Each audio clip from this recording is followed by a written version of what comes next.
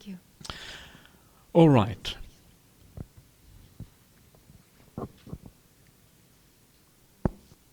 Okay, everyone. So let's carry on, and now we're going to look at the longer discourse at Asapura. And Asapura means horse city, the city of horses. Asa is horse in Pali.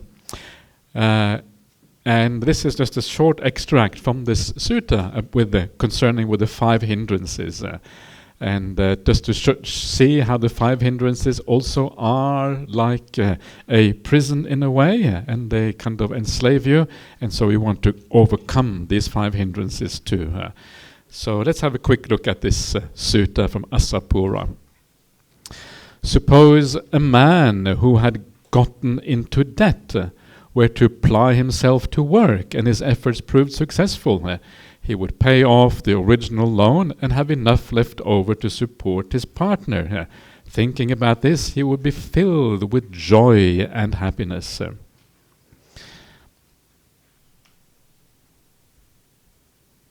So the idea of debt here is basically the idea of sensual pleasures of the world, or the sensual objects of the world.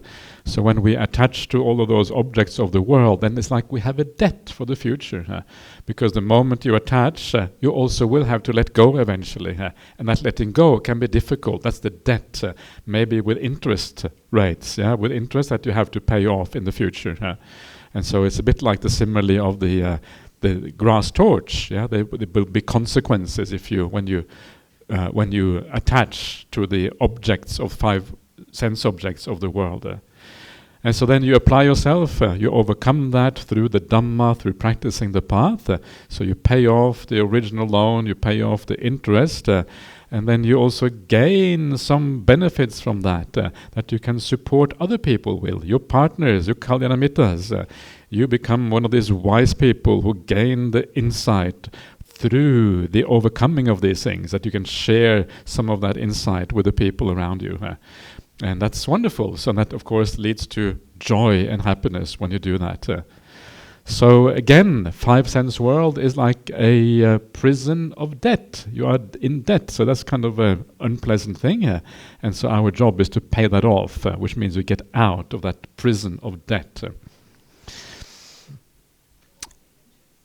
What is the interest is the extra dukkha that you get from these things.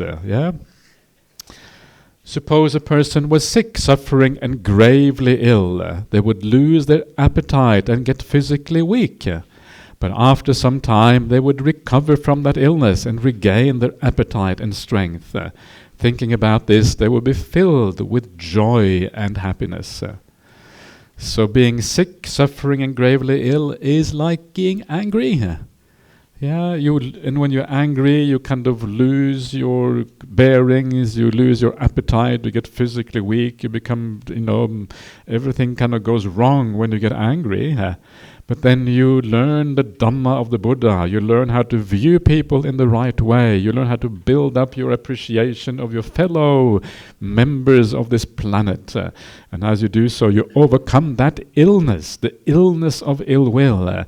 You regain your appetite and strength, your mind heals again, your inner strength is re-established. And thinking about that, you think, yay! Hooray, joy and happiness because of that. So, it's kind of interesting that anger is like an illness, isn't it? It means it is very serious to get angry. It's a very bad thing. It's very negative. And you know the very famous simile that I usually teach on these retreats, but I haven't included it here, is the similes found in the Agata Pativinaya Sutta, Anguttara Nikaya 562, where the Venerable Sariputta speaks of the 5 ways of overcoming anger, overcoming ill will.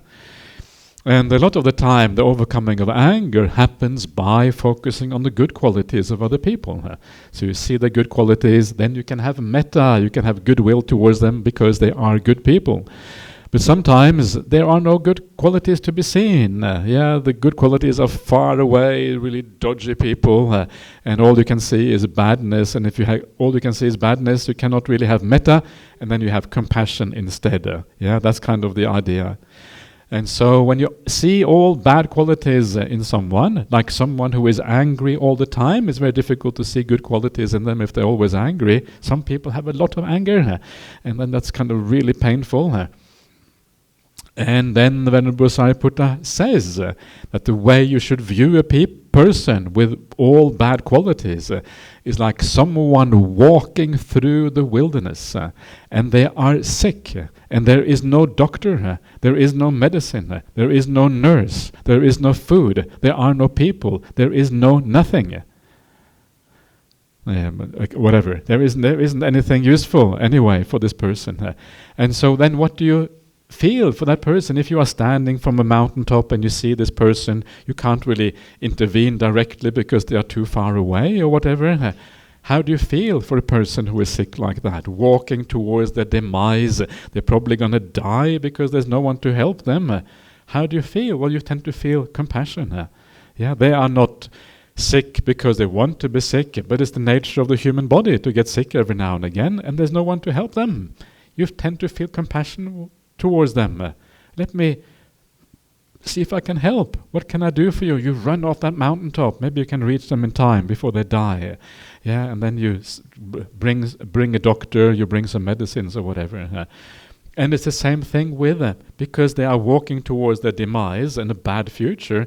In the same way, someone who has all bad qualities, they are also walking towards a very bad future. Walking towards bad rebirth, walking towards, even if they continue on in this life for a long time, is going to have a miserable life if you have all bad qualities. And so you should have compassion for them. So the worse the person is, the more bad qualities they have, the more compassion you should have for them, because they are walking towards a very bad future. It's a beautiful way of thinking about people in the world. Yes, it's a wonderful way, because then instead of getting upset with them because they are treating you badly, you have compassion for them. You have compassion for these people who are on the wrong path, the wrong track. It turns everything upside down. It's a simple thing to do, really, really simple. You are... all you do is just change your perception, and that change of perception moves you from being upset with a bad person to being compassionate to the bad person. It is not difficult. It is only difficult because it goes against our habits, but actually the idea is very simple to understand. And so this is then how you would deal with the difficult people in the world. There's no need to get upset with them, with the angry people in the world. We regard them as sick, moving towards their demise, going towards a miserable future. If we can help them, then we will take that opportunity to help them out. Find a doctor for them. Who is that doctor? The Buddha. What is the medicine? The Dhamma. Who are the people in the village who help them out? The Kalyanamitas. Everyone comes together and helps out this poor person. Okay, don't be so angry. Okay, it's okay. Good. Take this medicine. The Buddha said it's like, whatever. So it's a wonderful way of thinking about it. It's also very important to see yourself in that way, because here, obviously when you get angry, you are in the same problem. You are then sick at that point, and you want to overcome that sickness, that physical weakness, to get rid of that hindrance. And if you don't want to go towards a terrible future for yourself, you want to minimize that anger as much as you possibly can. You don't want to get angry with anyone in the whole world. And this sort of contemplation helps you to overcome that. And eventually you do have compassion and metta for everyone, because you understand that being angry is not going to be very helpful. In fact, it's going to be very detrimental to yourself and others. So the prison of anger, get out of that prison as soon as you can. Suppose a person was imprisoned in a jail, but after some time they were released from jail, safe and sound, with no loss of wealth. Thinking about this, they would be filled with joy and happiness. So this is the simile for tiredness and lethargy. Yeah, you are in prison. You know what it's like when the mind is very lethargic and very tired. It's like you can't really get out of it. You are trapped in it. Yeah, you fall asleep or whatever. You can't get out. You are in jail at that time. There's nothing you can really do about it. But then afterwards, when the tiredness is over, then you kind of come out of the other side, and you realize, okay, now it's over, and you have no loss to your wealth. The Dhamma is still there. The Dhamma kind of comes back to you again afterwards. So you overcome this particular hindrance, and the way to overcome this particular hindrance of tiredness and lethargy is most of the time it is about overcoming the first two hindrances. The hindrances on the Buddhist path are structured according to a certain system. That's why they're always in the same sequence, and that's why they have that particular sequence, because the most fundamental of the five hindrances, the most problematic one, is the first one. The indulging in the five sense world, or the attachment to the five sense world, that is the biggest problem. And a lot of these other hindrances, well, they emerge from that. You get angry and upset when that five sense world is frustrated for you. You get, if that five sense world doesn't work, sometimes you go tired, the mind just blots out. You certainly get restless from that five sense world because of the craving, etc. And so the first one is very, very important for that reason. The second one, ill will, also makes you very restless, also makes you very tired afterwards. So overcoming ill will for that reason is one of the main things that helps you overcome the hindrances altogether. If you develop the opposite of ill will, if you develop a lot of metta, that goodwill towards the world tends to, basically you tend to become all the five hindrances tend to go down because of that. Not only the ill will, but also the desire for the five sense world, because you have a higher happiness when you have that metta for the whole world. Also, you tend to be much less restless, because there's nothing to be restless about, really. You're not going to search for anything. You certainly don't have any tiredness and lethargy when you have metta, because it's such a bright and beautiful state. So Brahma Viharas are very, very useful to overcome all these five hindrances. So don't be imprisoned by the jail of tiredness and lethargy. Come out of that by in these particular ways. And as you move further down the path, then the lethargy and tiredness takes on many different forms. But I think that's the most important things for now. Okay, number 4. Suppose a person was a servant, bond servant, or a slave maybe. They would not be their own master, but indentured to another, unable to go where they wish. But after some time, they would be freed from servitude. They would be their own master, not indentured to another, but emancipated individual, able to go where they wish. Thinking about this, they would be filled with joy and happiness. So you are a bond servant, you are a slave to craving, you are restless, you don't do what you want, the restlessness drives you, whips you over the back, says go this way, go that way, go here, go there, don't do this, do that, and you say yes sir, yes ma'am to that restlessness and craving, and it's kind of weird. We feel that we are free when we follow our cravings in the world. In fact, that is often how we define freedom. We define freedom as our ability to fulfill our cravings. But from a Buddhist point of view, it's actually that is being enslaved by that craving, because the craving decides where you want to go. You don't really decide. Because if you understood what was truly in your own best interest, you would want to be peaceful. And because peace is a far superior happiness. But instead of being able to be peaceful, instead of being able to find the higher kind of happiness, you are forced by that restlessness, forced by that remorse to move. The mind always moving, always changing, always going in new direction. Remorse is closely related to this, because when you have remorse, it is difficult to be peaceful. The mind kind of tends to think about that remorse, kind of, go over it again and again. Oh, I know I did this, I did that, that was terrible, and you kind of can't get any peace. It reminds you of the story of King Ajatasattu, who killed his father, killed King Bimbisara. And then he goes to the Buddha because he feels so bad, because he's hoping the Buddha will give him some advice on how to feel at peace. But he never finds that peace, because killing your parents is such a terrible thing, according to the Dhamma, that you never will find that peace, and you will end up with a bad rebirth afterwards. And of course the tragedy is that then later on, Prince Ajatasattu's son, Udayabhadra, then ends up killing King Ajatasattu, and kind of this thing kind of carries on from generation to generation. And apparently his son again killed him in turn, going on and on for a long time. So the point here is that remorse leads to restlessness, leads to a lack of peace, leads to an inability to really stay with the object. That's why restlessness and remorse come together in this way, in this particular hindrance here.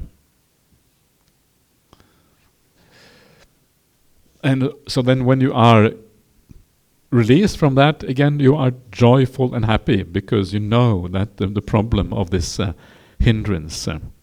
So this is very much a kind of non-freedom. You are not free at all.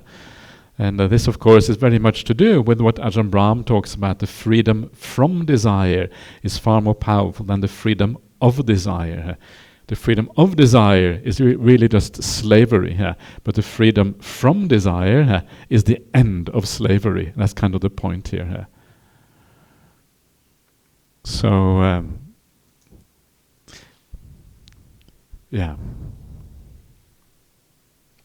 Suppose there was a person with wealth and property who was traveling along a desert road or a wilderness road. But after some time they crossed over the desert, safe and sound, with no loss of wealth. Thinking about this, they would be filled with joy and happiness. Crossing the desert, the wilderness, that's like people crossing samsara. And when you're crossing around samsara, you want to find something to support you, something that can help you, a place you can find refuge, something that you can feel, that you can hold on to when everything seems so bleak and so bad. And that thing which gives you that feeling of holding on to, of course, is the triple gem. So you eventually cross over, you come out on the other side, and you find out you haven't lost anything. The real property of the Dhamma is still there with you, even though you have doubt sometimes, and you cross over and you carry that property with you.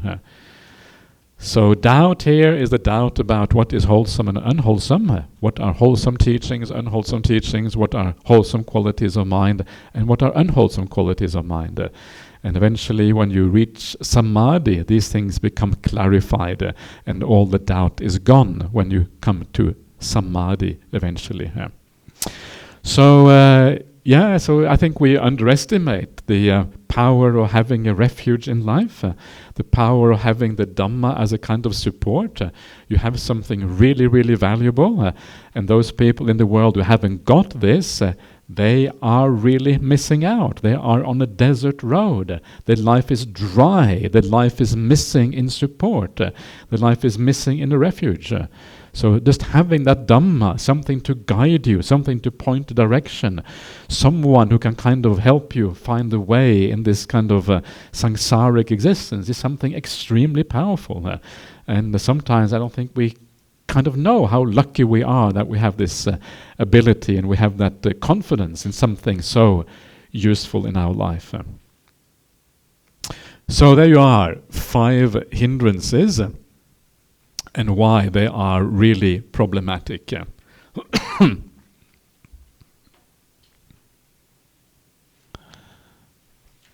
In the same way, as long as these 5 hindrances are not given up inside themselves, a mendicant regards them as a debt, a disease, prison, slavery, and a desert crossing.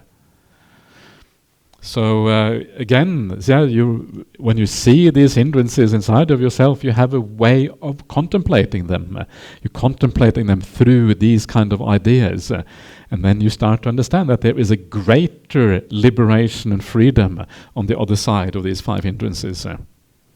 But when these 5 hindrances are given up inside themselves, a mendicant regards this as freedom from debt, good health, release from prison, emancipation, that's release from slavery, and a place of sanctuary at last. So,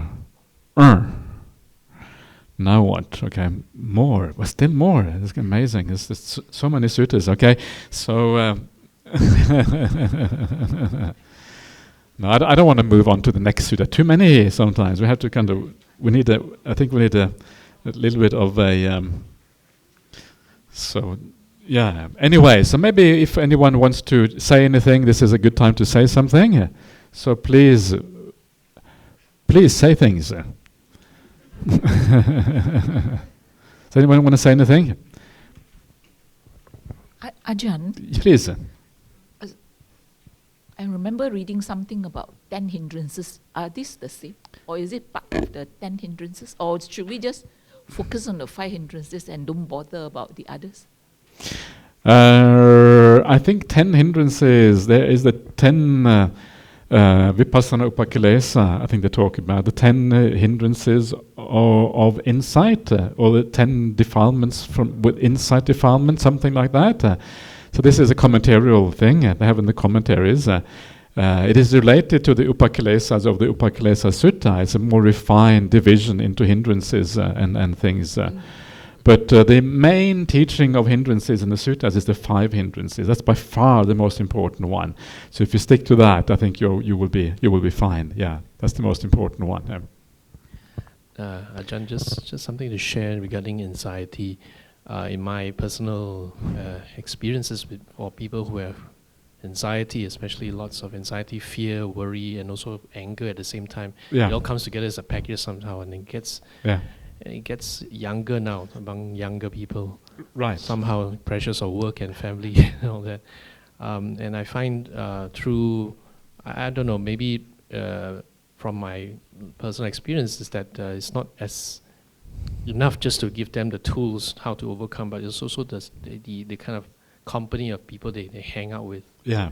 More often I find it's not that they don't know what to do, it's just they don't feel good about themselves. Yeah. Or they don't feel that they have they're worthy of doing it themselves. Yeah. So it's like getting them into a company of friends and building that kind of ecosystem around them would be a longer term kind of approach, and compared to just tell them, okay, you're going to practice this and practice this, and then okay, off you go.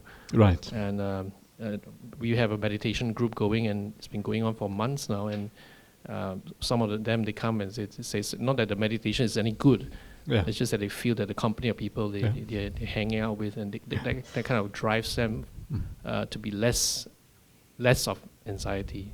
Yeah, so just a comment. Good. No, I think that's a really nice comment. It's the kind of importance of the Kalyana Mitta again, and hanging out with the right kind of people, and that is a great support in its own right. So absolutely. So find that community, find that place, BGF or whatever it is, and then take it from there. So that's good. So thank you for that. Please. I have a question. Yeah. So regarding the restlessness that leads to remorse, we have a saying in Hokkien is either kiasu or kiasi. Kiasu means afraid to lose, and then kiasi means afraid to die. But literally, it actually means afraid of not getting into trouble. Not getting? Afraid to get into trouble. So we don't, afraid. We don't want to get into trouble. Yeah. That is kiasi. So kiasu means afraid to lose out. Yeah. It's also famous in Singaporean saying. Right, yeah. Right, I've heard this before, yeah. Yeah. So, but actually it's more on the Hokkien language. So, I reflected that having this restlessness in making choices, that might also lead to remorse later. So this actually sometimes make me procrastinate in making choices. Right. So, and also if I made a choice, then I might think of the road not taken. So how does this actually helps me in? Okay, so all right. Making choices is kind of it is a difficult one, and it's a kind of very common question that people ask all the time. And procrastination is often not a bad idea. There's no need to make choices too soon.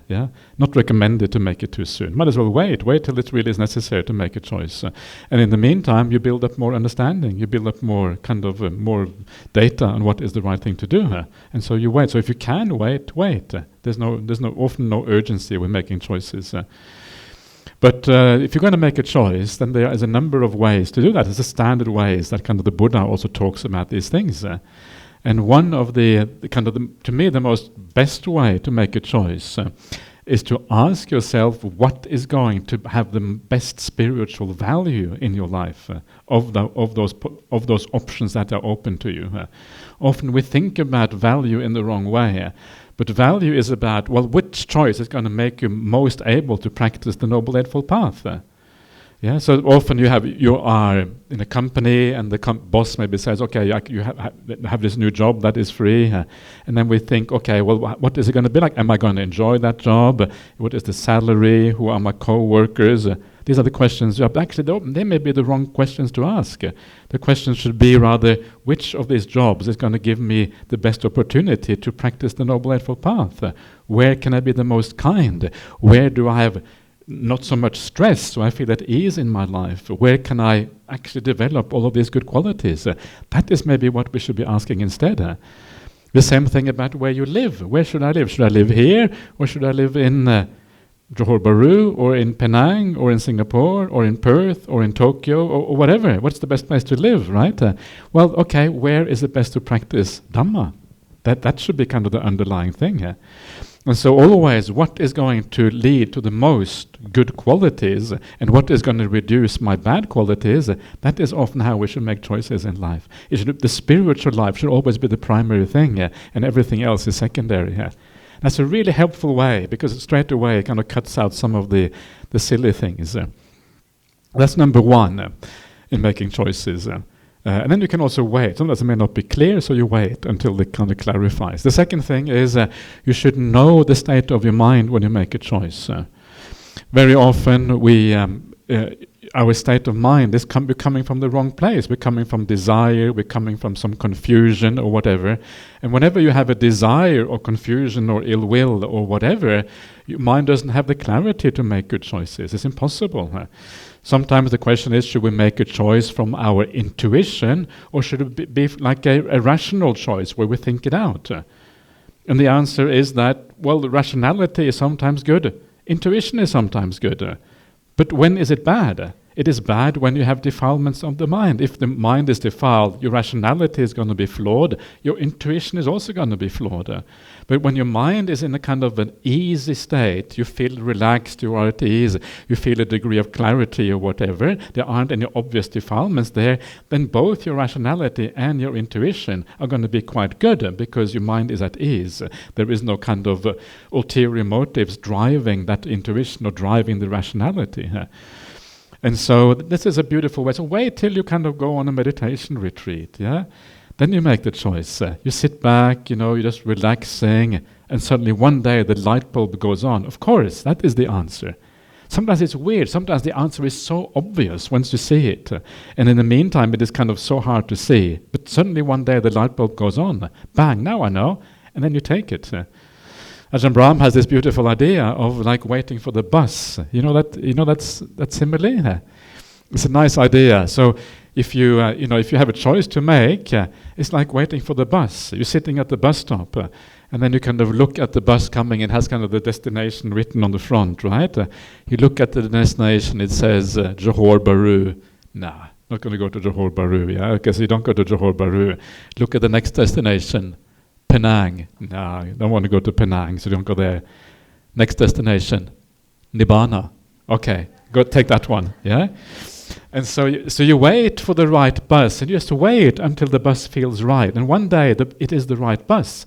Then you get on the bus, and then you take it, right? So that is kind of one way. So that's another kind of nice way of thinking about the idea of choices. And if all else fails, take a coin. Head or tails, you know that one, right? That's a really cool one. Yes, you kind of just Okay, so that's another one, is it? Yeah? Easy one. Okay, so easy. So either the coin or the 1, 2, 3 with piece of paper, either way. But anyway, flip the coin. Ding, ding, ding, ding, ding, ding. Yeah, so heads is you do A, tails is you do B. A, oh no. Okay, so you do B. So that's kind of how that's how it works, yeah? So it's just to get an emotional reaction, so you kind of get the clarity about what you want. So all of these are kind of some of the ways of making choices. And then in accordance with spiritual values, etc.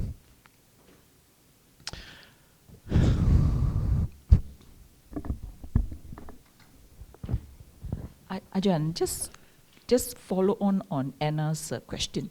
I realized that the young ones, they really know what they don't want. They really know what they don't like in terms of making choices. But you ask them what they want, I don't know. So how to sort of distill out, it somehow is like that. The young people in my household, they really know what they don't want. Yeah, okay. Yeah. But they know what they want as well. No, just like weeks ago few days ago when I went back to my hometown, my niece told me, my youngest niece told me, I mean, high pay and good job and whatnot. She just thrown in her letter. I said, what do you want to do? I don't know. Yeah. But I know I do not want to do what I'm doing. Okay. Without having a job. They are very sure about that. Okay, but I know what they want. Yeah. They want to be happy. Yeah. They want to be happy. They want to be free. They want to have peace. They want to have love. They want to have compassion. That's what they want. And so now they just have to make the choices in accordance with those values. That's what they have to do. And sometimes when we say we don't know what we want, it's kind of the superficial things. We don't know if we want that job or that job, but actually it doesn't really matter. It's not about that. And actually I forgot, Anna, is that right? Anna? Yeah, okay. So I forgot to answer part of your question, because one of your questions was afterwards. You kind of think about the alternative you should have taken and that you didn't take. And I didn't answer that because that's an important part of this. And the answer to that is that very often we don't know what is right anyway. Yeah, it is just impossible to know. It could be that way, it could be that way. It's actually really, really impossible to know. And this is another kind of thing I learned from Ajahn Brahm, which is actually really nice. And that is not so much what we choose that matters, but how we implement our choice. So once you have made a choice, make the best of it. Yeah, that is what matters, because in the end we can never really know what is right and what is wrong. Actually, very often there isn't a right or wrong as such. There just is implementation. There's just doing things in a good way. So whatever you choose, just make the most of it. Once you have made a choice, just stick with it and make the best of it, because otherwise you are, because we don't know that other alternative. We can think about it, maybe it was better, maybe it was worse, maybe it was terrible. And sometimes it seems good because we didn't take it, not because it's actually is any good. That's kind of the thing. So people who don't know what they want, this is why the Dhamma is so useful, because the Dhamma clarifies all of those things, what actually is important in life. And what is important in life is inner growth and inner happiness, and finding a life that is meaningful in a profound sense. So it's good, if she gives up her nice, well-paying job, in a sense that's good, because it means that she has the guts not to be run by society and by other people, but she does what she would like to do. Okay, please.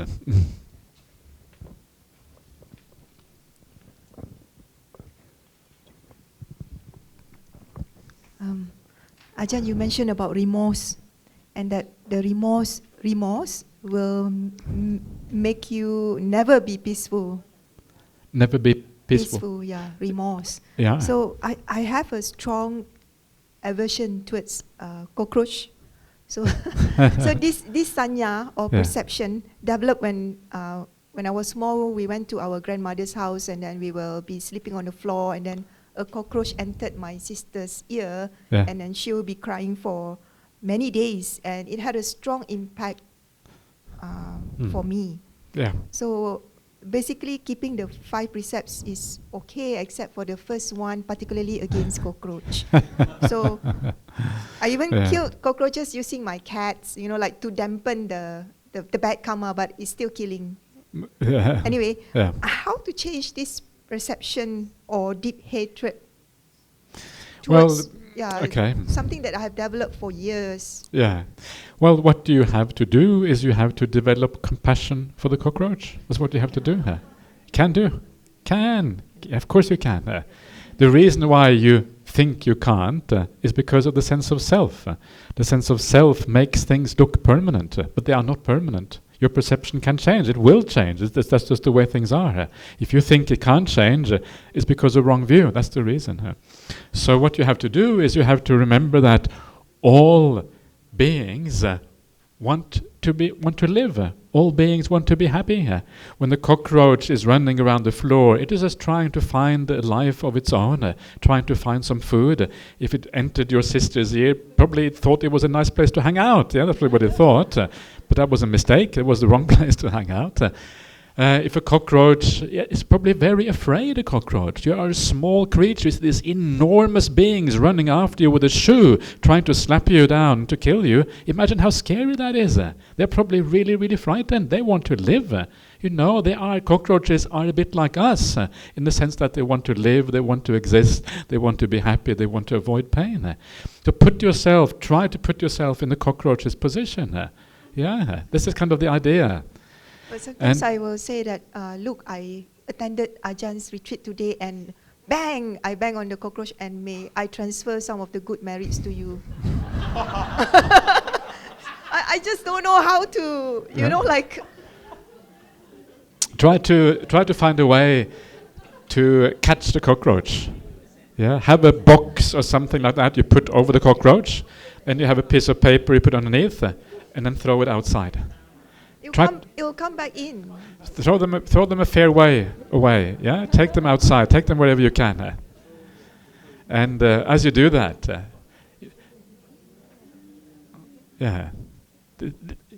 you will find a way. I guarantee you. If you look for a way, you will find a way of doing this in a humane way. At least I transfer the good merits to the cockroach, and it's shared, and that makes me feel better. It's okay. Yeah, it may. Okay, good. It's not very kind of you to transfer the merit, and that's always a positive thing to do. So at least you have some compassion for them, but it's not quite good enough. Yeah, what you have to do is you have to see if you can avoid it much better. Yeah, that's kind of the idea. Okay, please. Yeah. Ajahn, I can't remember whether it was in a sutta or what, but when the Buddha said that there is no living being that has never been either our mother, our father, our brother, our sister in the eons and eons of lifetime, that immediately made me stop to harm any being. Yeah. It had a very strong impact on me. Yeah. Thank you. That's a very, very good point. That's a very interesting sutta, where it says that exactly. So that cockroach probably has been your mother in the past, your father in the past, or at some point. So that's a very good point. Thank you for that one. Yeah. Ajahn, just share with you about cockroaches. Okay. Yeah. I think I've had 2 experiences whereby the cockroaches actually enter in my bathroom. So instead of killing it, I actually catch it and tell the cockroach, I give you a chance to leave. Please don't come again. Yeah. And I throw it back into the manhole, disappeared. Yeah. So for a while, it didn't come. Then it came back again. Yeah. So this time I catch it, I say, give you last warning. Please don't come. Otherwise, I have no choice, because if I don't see you, if my wife sees you, she may kill it. So I say, please, I'm letting you go again this time around. Please don't come back again. I threw it. Ever since, I have not seen the cockroach again. Try doing that. Maybe it helps. Okay. Okay, great. Yeah. No cockroach. I also don't like them, but I learned to catch them. Yeah. My question is relating to what Ajahn shared earlier. There are 5 ways to overcome anger. Yeah. And I caught 2 ways, and I missed the 3 other ways. The first way I've caught was see the good qualities. Yeah. And if we still cannot see the person as someone who's really sick, what are the third, fourth, and fifth ways? So I think the two first ones are about seeing the good qualities. So they're just different ways of seeing the good qualities. The third way is also about seeing good qualities. It's just that a person has few good qualities. You have to be more careful how you find the good qualities. Actually, most of them are about seeing good qualities. There's only one which is about having compassion. And so it is more about the kind of person. The last one is about, for example, when someone is like a saint, someone is a wonderful person, but you still get angry with them, then it's very easy to overcome because it's easy to see the good qualities in that person. So the main point here is that we try our very best to see the good qualities in people, because that leads to metta, and metta is a very good quality to develop, and often more useful than karuna or compassion. And so you try metta first, and if that doesn't work, then you go to karuna or compassion afterwards. That's kind of the message there, I think. Okay. All right, everyone. So let's have a break. So we'll. Venerable. Okay. Okay. Well, then I can't say no. Then. So yeah. Well, talking about animal. Yeah. One day I went. In the afternoon, I went to my kuti, and on my way out, I just stepped out the door. I heard a very loud noise fell down, and then I looked. There was a snake cut what's it called? Gecko. Gecko. Gecko. Yeah. And the snake probably staying at the gecko for a long time, you know. But I step out, they both fell on the floor. Yeah. And the snake wrapped, you know, when the snake catch the other animal, they wrap very hard, very tight. And I heard the gecko making noise like, you know, it couldn't breathe. I didn't know what to do. I couldn't just. I had a stick around there. There was the broom, but I just couldn't, hit the snake, to help with the gecko. So I just let them, and then, usually when the snake, what do you call it? Catch the other, and they very tight. Because they have to, to make that snake, that animal to die first, right? Before they can eat them. So I thought probably, the gecko already died or something. But it was making a lot of noise, and I couldn't just get the stick to hit the snake. I told a lady next door, and she asked me, well, did you help the gecko? I said, well, I couldn't do, I couldn't just get the stick to hit the snake. I just couldn't hurt them. Yeah. So, well, what would you do? No, I mean, this is the world of animals. The world of the animals, the strong eat the weak, etc. This is kind of how that world works. And I don't know if it is our duty to release that gecko. I mean, what will happen then? The snake will just find another gecko somewhere else and eat that instead, because that's the way that world works in a sense. So I think it's okay to just let those things be here. Yeah.